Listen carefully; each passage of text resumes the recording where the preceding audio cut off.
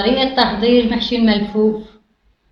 مكونات المحشي اللخنة: هون لحمة، رز، دبس رمان، 7 بهارات، دبس بندورة، ثوم وملح، راس ملفوف. 20 بدنا نجرحها، بدنا نسويه شكل مربع، بدنا نغرز السكينة للأخير هيك بالشكل، على طريق شكل مربع بنساويه هيك بالشكل.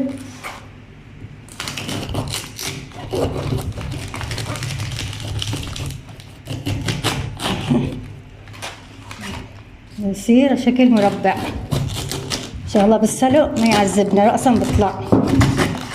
خلصنا تجريحه وهلا نحطه بالمي على الغاز ما يسخن. يلا نفرجيكم شلون طريقة تحضيره. هلا نحط راس الملفوف في الطنجرة، نحط القرمة لتحت وهذا هيك بينحط بهالشكل، بدنا نحطه ونغطسه نعيفه ليغلي، بعدين بتقطع الورقة لحالها وبطلع. واشتركوا بالقناة وعلقولي واعطوني رأيكم بأكلاتي الطيبة. شفتوا راس الملفوف صار يطوفنا على المي، بنجيب له حجرة بنحط له اياه بنوقفه فيه لين ما يغلي. انا غسلت الرز وعفت فيه شوية مي، نضيف اللحمة، دبس البندورة،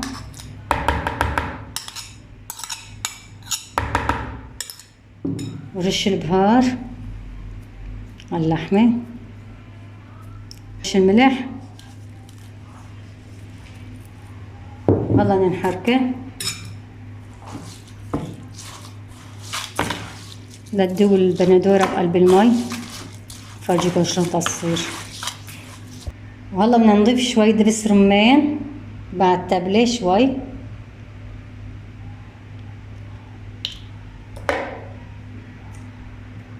هلا بنحركهم،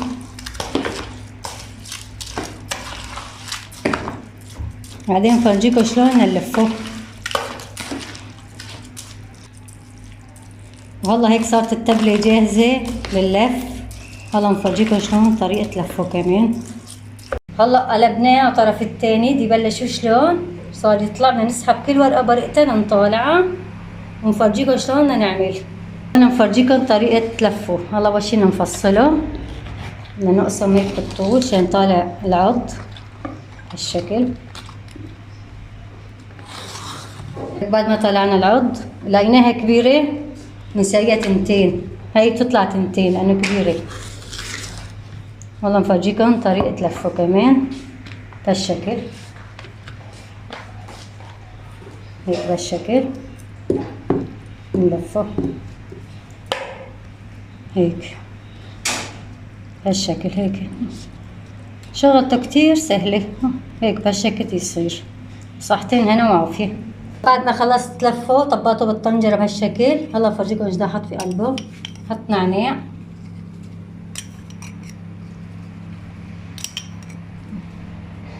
ملح،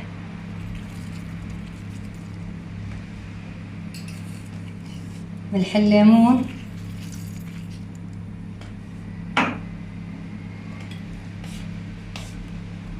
دبس الرمان،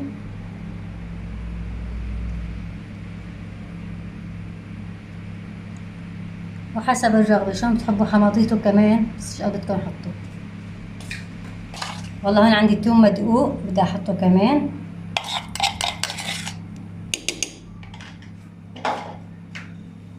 هلا بدنا نضيف مي ودبس البندورة وقبتهم مع بعض، تاكدتها فوقهم ليتغمر بالشكل.